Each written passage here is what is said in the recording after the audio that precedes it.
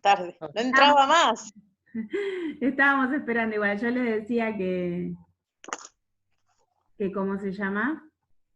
Que me colgué porque el teléfono estaba cargando, no tenía carga, y estaba cargando, y me empezaron a preguntar por la ropa deportiva que puse en mi estado que estoy vendiendo, y entonces cuando me di cuenta eran 4 menos 5, eran 2 menos 5 y yo no les había hablado. Mica dice, yo desactivé los dos, profe, porque cambié de lugar. Sí, está bien, Mica, no hay problema. Lo único que de a ratos o me contestan las que no están, me contestan por el chat o me ponen un pulgar para arriba porque a veces, ahora no me va a pasar porque están Marcela y Andrea, que las veo. Pero el viernes, por ejemplo, miren lo que me pasó el viernes. El viernes las chicas, tengo a las de Guernica, Sí. y no tenían buena conexión. Se ve que era en la zona de ellas, no había muy buena conexión. Era inestable. Entonces todas tuvieron que sacar la cámara para poder escucharme porque si no me escuchaban cortado. Y silenciaron los micrófonos. Y yo sentía que hablaba sola, ¿viste? Que estaba como en un programa de radio donde hablaba sola. Y le decía, chicas, aunque sea, contéstenme por chat, porque encima me siento sola. Así que bueno, nada, de rato digo, háganme una seña de que por lo menos me están entendiendo. Bueno, yo ya empecé a grabar, así que vamos primero al libro. Estuvimos viendo trastorno déficit de atención, eso es lo que empezamos la clase pasada. Como les decía, les debo subirla a YouTube, pero la voy a subir hoy, si Dios quiere. Como que no me dan los horarios porque ahora empecé facultad, así que termino con ustedes y empiezo a tener los Zoom de la facultad. A las 8 tengo uno, a las 6 tengo otro. Entonces la computadora está full. Mientras estoy en un Zoom, voy subiendo otro Zoom de los cursos míos y así. Necesito otra computadora, chicas. A ver, estábamos acá en trastorno de déficit de atención, vimos uno de los videitos y el otro lo vamos a ver ahora. Y anotamos que era un trastorno neurobiológico del neurodesarrollo, ¿verdad? Sí. Eso es lo último que anotamos. Bien. Sí.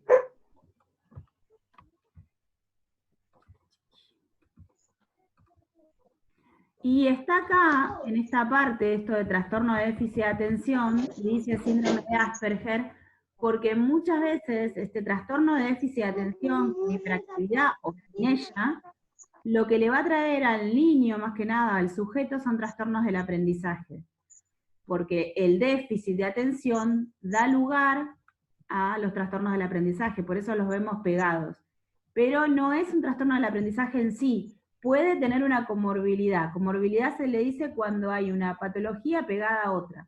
Cuando yo tengo, por ejemplo, no sé, me agarra depresión y por esa depresión me agarra también ataques de pánico, no sé, son como dos condiciones distintas, dos trastornos funcionales se le llaman, del individuo, y se manifiestan en comorbilidad, o sea, juntas en una sola persona, porque está pasando por un momento particular, ¿no? Un momento X. En este caso, el trastorno de déficit de atención, con hiperactividad o sin hiperactividad, puede llegar a tener en comorbilidad algún trastorno del aprendizaje, porque el sujeto, al no poder prestar atención, entonces puede llegar a tener problemas del aprendizaje. Pero también puede que no, que solo tenga trastorno de déficit de atención y no tenga ningún problema de aprendizaje. En el caso del síndrome de Asperger, que también está el título en el libro, en el síndrome de Asperger suele suceder que algunos niños, o algunas personas con síndrome de Asperger, tienen trastornos del aprendizaje. ¿Por qué? El síndrome de Asperger está dentro del espectro autista, ¿sí? Es un tipo de autismo que, como ya habíamos visto, es de alto funcionamiento, porque suelen tener un cociente intelectual muy elevado, o igual que el resto de un neurotípico, pero como son tan rígidos en su personalidad, la persona, el sujeto que tiene síndrome de Asperger, son muy rígidos. A veces el hecho de ser muy rígidos y de ser muy estereotipados, siempre seguir un modelo y demás, les trae trastornos del aprendizaje porque no llegan a entender, a comprender los cambios que hay, por ejemplo, en las palabras o, en el caso de la discalculia, en los cálculos. Vieron que nosotros nos enseñan, por ejemplo, una operación matemática que puede tener una manera de hacerla, como puede tener otra manera de hacerla, y van cambiando las maneras de resolver un problema. La multiplicación se puede resolver con resta y sin resta, y a veces ese tipo de cambios que son pequeños y que por ahí a nosotros nos parecen insignificantes, el sujeto con síndrome de Asperger no los puede llegar a comprender. Entonces le trae trastorno de un aprendizaje que en este caso sería discalculia. No sé si me logran entender o si me logro hacerme entender, ¿no? Tiene que ver con esto. Por eso a veces hay sujetos con trastorno de déficit de atención y sujetos con síndrome de Asperger que pueden llegar a tener trastornos del aprendizaje. Que no siempre pasa, pero por eso lo estamos viendo acá junto a los trastornos del aprendizaje, como vimos hace unas clases. Vimos discalculia, dislexia, trastorno de aprendizaje no verbal, y ahora estamos viendo trastorno de déficit de atención, que no es un trastorno del aprendizaje en sí, pero que puede llegar a traer en comorbilidad un trastorno del aprendizaje. Este trastorno de déficit de atención, con hiperactividad o sin hiperactividad, es muy importante que nosotros lo veamos como acompañantes terapéuticos, porque hay muchos casos en las escuelas de niños con trastorno de déficit de atención, cada vez más. No es que esté de moda, hace un tiempo decíamos que estaba de moda el TGD, no es que esté de moda, pero gracias a Dios es un diagnóstico dentro de todo nuevo, debe tener, no sé, 6, 7 años, como que lo descubrieron hace 6, 7 años, digo, que se ve y que se diagnostica con más facilidad dentro de la pediatría, más que nada, porque antes el niño que era disperso, que no prestaba atención, o que era demasiado revoltoso, se lo mandaba al gabinete y se lo trataba por problemas emocionales o por problemas familiares o por otros tipos de problemas, y no se contaba con esta idea, o con, mejor dicho, con este conocimiento, de que había un trastorno neurológico, ¿sí? La realidad es que hay un trastorno neurológico, que hay un desarrollo diferente en lo neurológico. No quiere decir por eso que el niño tiene una discapacidad, pero sí tiene una condición distinta. Porque para el trastorno de déficit de atención se necesita un tratamiento diferente. Es un niño que puede ir a una escuela típica, común, pero que va a necesitar otro tipo de atenciones. A veces no necesitan un acompañante, pero muchas otras sí. Por eso es que nosotros, que nos preparamos para ser acompañantes terapéuticos, si vamos a trabajar en escuelas, tenemos que saber de qué se trata esto del trastorno de déficit de atención y cómo ayudar a un niño que tiene trastorno de déficit de atención. ¿Sí? Lo que puede llegar a traerle este trastorno de déficit de atención que tiene como base, que le puede llegar a traer también un trastorno del aprendizaje. Por eso es que lo estamos viendo con un poquito más de análisis que otras cosas. ¿Bien? ¿Acá me siguen? Bien. Bien. Bueno, eso es todo lo que les acabo de decir es más o menos lo que dice el libro, que a veces está en comorbilidad, que a veces hay una asociación de un trastorno del aprendizaje con un trastorno de déficit de atención y demás. Vamos, esperen que salgo de acá, y voy a compartir pantalla para que veamos el video que les comenté el otro día que íbamos a ver. Bueno. Acá.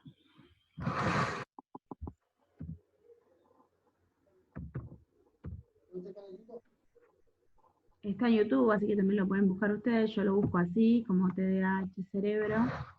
Y me aparece primero porque siempre lo veo. ¿Ahí se ve bien? Sí. A ver si lo puedo abrir. Sí. Esperen que lo agrando un poquito.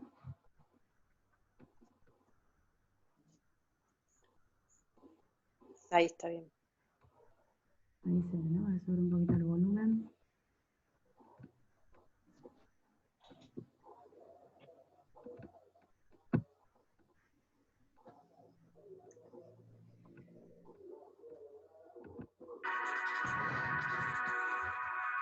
El trastorno por déficit de atención con hiperactividad o TDAH, como se conoce comúnmente, afecta a cerca de 1 de cada 20 jóvenes en todo el mundo.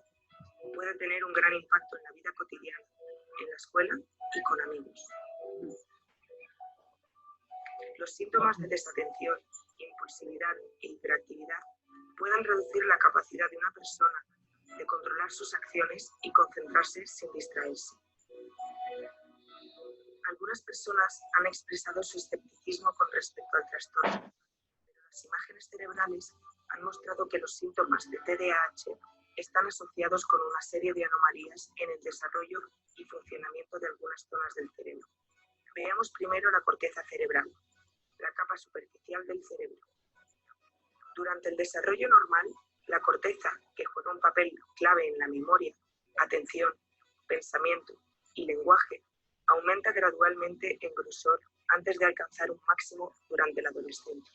Los escáneres muestran que en niños con TDAH, la corteza se desarrolla en general más despacio, especialmente en las regiones de los lóbulos frontal y temporal, los cuales son importantes para la memoria y para controlar la conducta. Generalmente, la corteza frontal junto con otras partes fundamentales del cerebro son más pequeñas en los niños con TDAH que en los niños que no lo padecen. Estas partes del cerebro no funcionan de forma aislada, sino que interactúan ampliamente para crear redes que controlan funciones como el lenguaje, la atención y el movimiento. La actividad de las distintas redes aumenta y disminuye, permitiendo que tengan lugar las distintas funciones. Por ejemplo, mientras estás viendo este vídeo, la actividad en las redes involucradas en el procesamiento de la información generalmente habrá aumentado, mientras que la actividad en las redes involucradas en la distracción habrá disminuido. En una persona con TDAH, la actividad de estas redes está alterada y las conexiones dentro de las redes están interrumpidas. Y cuando miramos más de cerca la comunicación entre estas redes, también hay un trastorno en la liberación de las sustancias químicas, dopamina y noradrenalina, que son las responsables de transmitir los mensajes entre células cerebrales.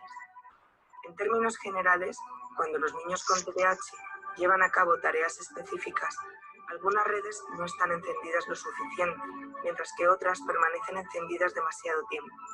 Las investigaciones en todo el mundo han mostrado diferencias en el desarrollo y el funcionamiento del cerebro de los niños con TDAH. Aunque todavía no podemos usar técnicas de imagen cerebral para diagnosticar este trastorno, cuanto más aprendamos sobre TDAH en el cerebro, mejor podremos entender los síntomas que los niños con TDAH experimentan en la vida cotidiana y más podremos hacer para apoyarlos. Bueno, hasta ahí. ¿Se entendió? Está bueno, ¿vieron? Sí. Aclara un montón. Aclara un montón de cosas el video. El hecho de que hay conexiones entre las neuronas y que esas conexiones están o sobrecargadas por lo que se llaman los neurotransmisores, ¿sí? Esas sustancias químicas que dice el video, o por el contrario, en vez de estar sobrecargadas, están por debajo del nivel de lo que tendría que tener en la conexión de neurotransmisores.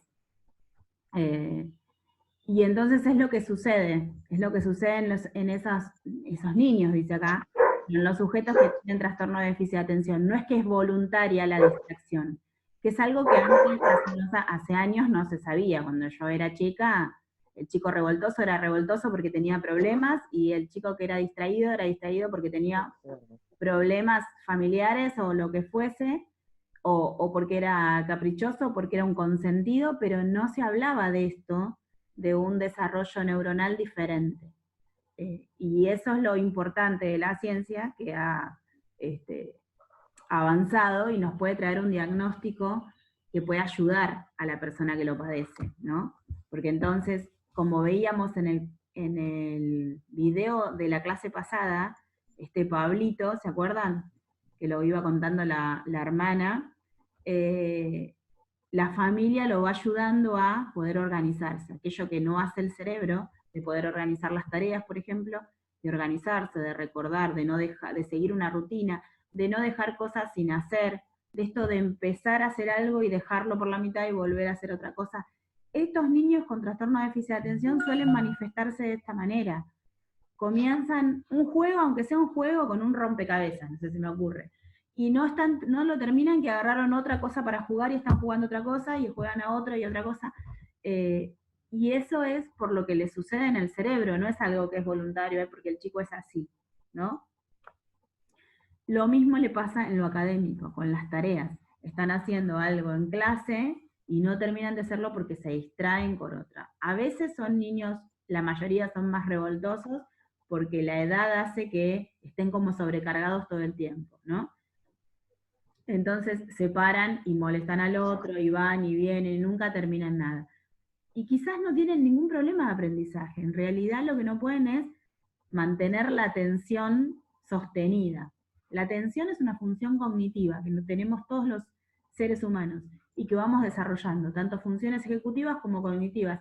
Yo ya se los había nombrado en algún momento, esto de las funciones cognitivas y ejecutivas. La atención se divide en focalizada, en sostenida, en alternante, en dividida. Bueno, en estos niños o en estos sujetos, para ser un poco más general, la atención está, ¿cómo se dice?, desorganizada. No hay ni atención focalizada, ni sostenida, no está desarrollada para nada, está en déficit, ¿sí? Entonces, ¿por qué? Bueno, por el trastorno neuronal o por el desarrollo neuronal diferente. Algo que nosotros como acompañantes tenemos que cuidar, por ejemplo, de decir, son algunos términos. Por ejemplo, cuando yo hablo con una mamá de un niño que tiene autismo, no le digo, sí, porque tu nene tiene trastorno del espectro autista. El trastorno suena como feo para la madre, más que nada, aunque para nosotros sea nada más que una palabra, para nosotras acompañantes.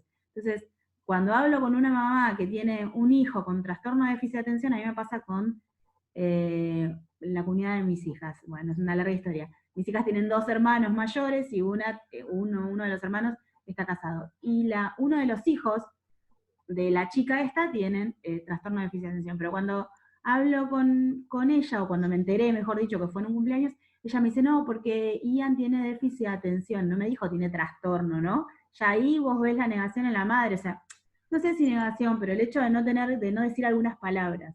¿Por qué? Porque duelen, porque es la madre, porque parece que suena anormal en esto de que estamos acostumbrados a hablar. Entonces, sigo hablando yo con ella y le digo, sí, porque el déficit de atención le trae esto, trae lo otro. Y hablamos con ella y siempre hablamos de déficit de atención. Nunca jamás le nombré yo la palabra trastorno y ella tampoco. Sin embargo, el diagnóstico es TDA. ¿Se dan cuenta? A eso voy. Que a veces yo lo digo en el curso, en los cursos voy hablando y hablo con la palabra de en realidad como es, pero cuando hablamos después con las personas, con los vínculos allegados de nuestros pacientes, tratamos de manejarlo de diferente manera. No por negarlo, sino por el hecho de que no sea chocante, ¿no? ¿Se entiende el punto? Sí. Bueno, genial. Entonces, seguimos con el libro y el trastorno de déficit de atención. Vamos a poner algunas, esperen, acá. Vamos a poner algunas otras cosas más. Háganme acordar, recuérdenme, léanme lo que escribimos de trastorno de déficit de atención, porque no me acuerdo. Que les dicté.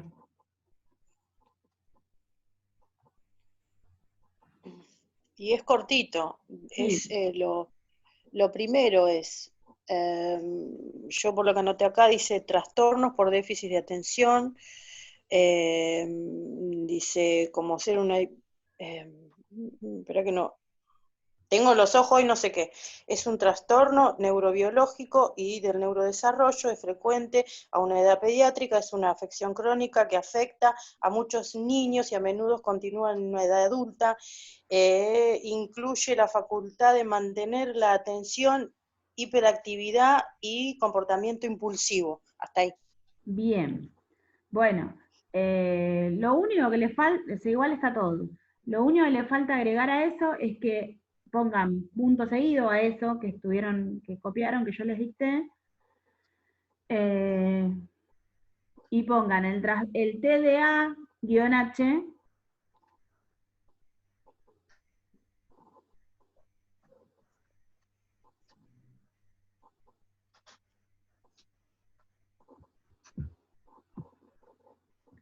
a veces puede estar asociado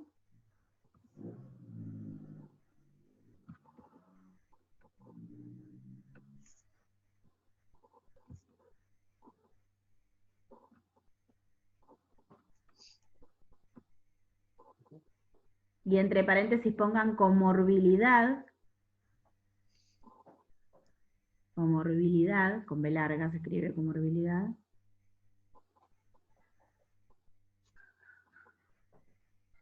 a algún trastorno del aprendizaje.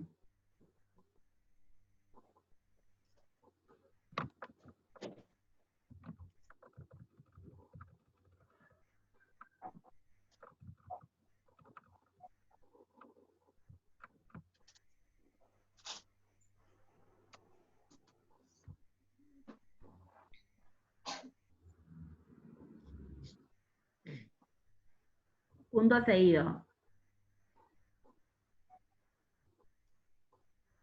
El tratamiento para esta condición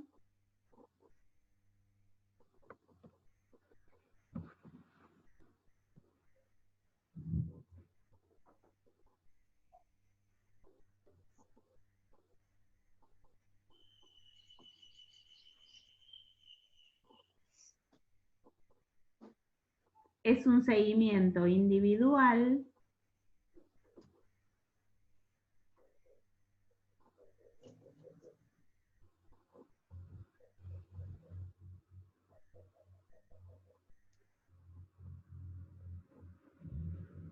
y personalizado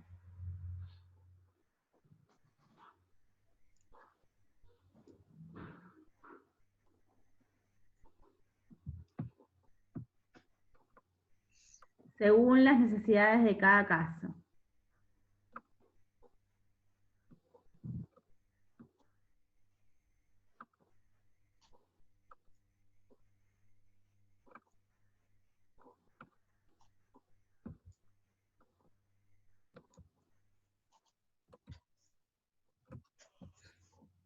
¿Bien? Bien. Bien. Bueno, entonces, quedamos claros con lo que es un trastorno del aprendizaje, ¿sí? Que es un trastorno que tiene que tener 3 características. ¿Cuáles son? Para que sea un trastorno del aprendizaje. No empecemos con las preguntas. Chachán, chachán. Claro. Cri, cri. Recuerden que yo dije la palabra pie. Pie. Sí. Persistente, inesperada, específica, ¿sí? La dificultad... Tengo el machete bien grande ahí con pie. Bien, y después me dice mi hija, ¿para qué anotás si después te olvidás y no sabes ni dónde lo dejas? Claro. Y es verdad. Bueno, ¿cómo se llama? Para que la dificultad del niño o de la persona sea diagnosticada con un trastorno del aprendizaje, esta dificultad tiene que ser persistente, inesperada y específica, ¿sí? De un tema. Persistente porque vas a cronificarse durante un tiempo. Inesperada porque no tiene otro tipo de problemas, ¿sí? El niño, la persona, el sujeto, lo que fuese. Y específica porque siempre tiene que ver con algo, con la lectoescritura, o con los números y los cálculos y demás, ¿sí? O con cualquier otra cosa, ¿no? Por ejemplo, la coordinación de movimientos en esto de los trastornos del aprendizaje no verbal. Esto es importante. ¿Qué es dislexia? ¿Qué es discalculia? ¿Qué es un trastorno del aprendizaje? Eso es lo que tienen que saber, digo, eso es lo importante. ¿Y qué es un trastorno de déficit de atención? ¿A qué se refiere? ¿Qué digo yo cuando hay un trastorno de déficit de atención? ¿De qué significa? ¿Cómo se ayuda a una persona? ¿Cómo se ayuda? Bueno, lo veíamos en el video de Pablito. Hay que tratar de organizar su desorganización, ¿sí? Y como yo les decía ahora que les dicté, es particular según las necesidades de cada sujeto que tiene un trastorno de déficit de atención. Hay algunos que no pueden organizarse como para vestirse. Un niño que no aprende a vestirse porque como no presta atención cuando le enseñan a vestirse, nunca se viste bien. Y a veces lo que hacen las mamás es dejarles la muda de ropa toda armada para cuando se va a levantar, por ejemplo. Cosas que por ahí nosotros que tuvimos niños chiquitos, o la que tiene niños chiquitos, o la que no, pero sabe que a un niño dice, levantate y ponete algo y vení a la cocina, no sé, se me ocurre. El chico se levanta, busca su ropa y se pone algo y viene, ¿no? Ahora, en un niño con un trastorno de déficit de atención hay que tener otro tipo de seguimiento. Por ahí hay que dejarle la ropa lista para que se vista, por ejemplo, ¿sí? Porque hay que organizar su desorganización, en ese caso. Después, en el caso de las tareas, hay que enseñarles a sentarse a hacer las tareas y ponerles un horario, por ejemplo, para hacer las tareas, o organizarle, bueno, tenés tal tarea, y como sabemos que sus tiempos de atención son cortos y que no tienen que ver con la voluntad, no es que dicen, bueno, quiero prestar atención 10 minutos y después 10 minutos no voy a prestar atención. Como sabemos que tiene trastorno de déficit de atención y presta atención durante como a lo sumo 10 minutos, bueno, hacemos esta actividad y lo dejamos de que se disperse y hacemos después otra actividad, hay que tener otra paciencia también.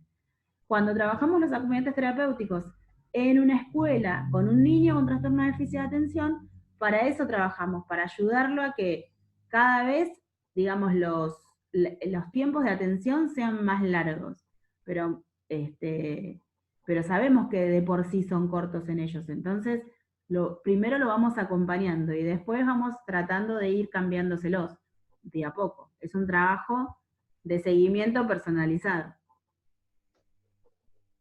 ¿Se entiende? Sí. Sí. Bueno, genial. Entonces, como les decía al principio, Rocío me sube el pulgar porque así yo no me siento sola. Como les decía al principio, antes que igual se conecten todas, la clase que viene tendríamos el examen, pero como estamos ahí que por ahí en cualquier momento volvemos al club, no sé si es más esperanza mía que otra cosa, yo voy a esperar. De todas. Sí, de todas. Yo voy a esperar algunas clases más para tomarles el examen, pero no les voy a tomar. Si llegamos a la clase 26 y recién ahí podemos ir al club, estamos en la 19 hoy. Yo tendría que haberlo tomado en la 20. Llegamos a la 26 y recién ahí podemos ir al club, yo no le voy a tomar hasta la clase 25, les voy a tomar hasta la clase de hoy, hasta los temas que vimos hoy, que eso sería la idea.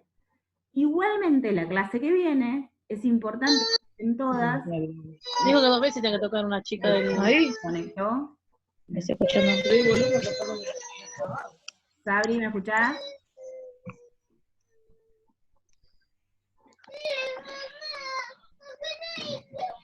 Me ve ella ahí, pero ves que el volumen de allá me estaba mirando. Que no. No me escucha. Yo sí te escucho, vos no me escuchás a mí, me parece. No toqué nada, Está tratando de conectarse. Bueno, entonces la clase que viene es importante que estén porque lo que voy a hacer yo es un repaso como si vayase a tomar un examen. Les vamos a hacer un repaso desde el principio, todo tema por tema, con el libro, con la carpeta que tengan ustedes y demás, clase por clase, Bien, lo que hacemos bien. todo.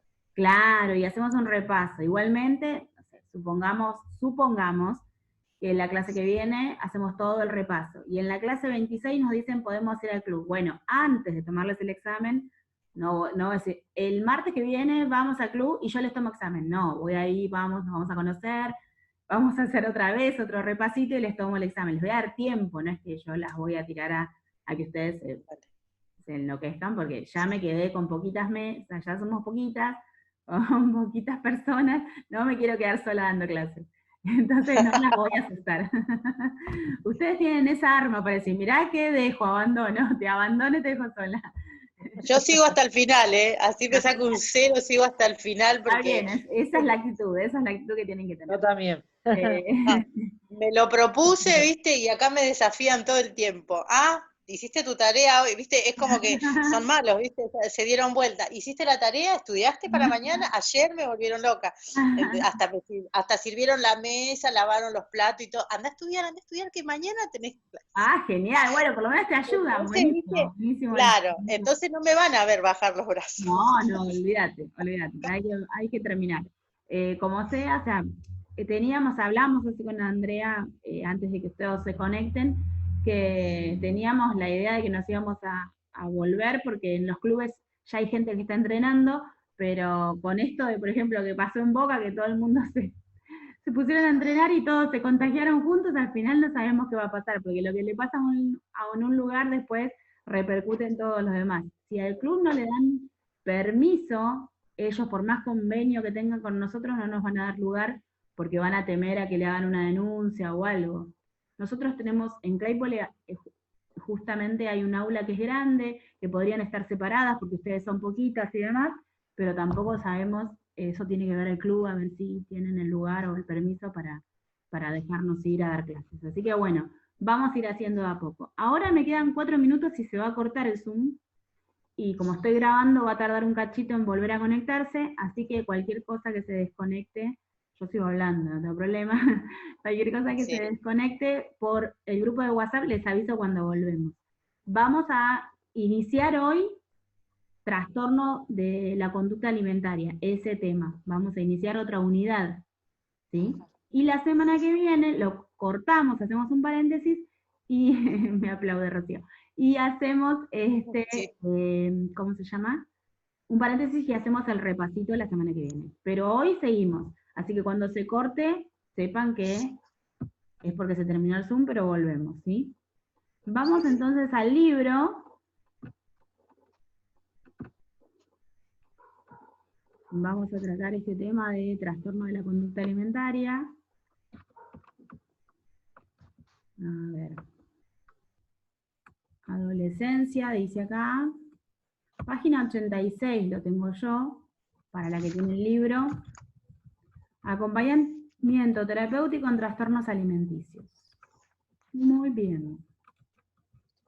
Algo importante para hablar acá, para empezar a decir, es que acá se llama, la unidad 4 en el libro se llama adolescencia, pero la realidad es que, aunque los trastornos de la conducta alimentaria aparecen muy generalmente y muy comúnmente en la adolescencia, también pueden aparecer en la niñez.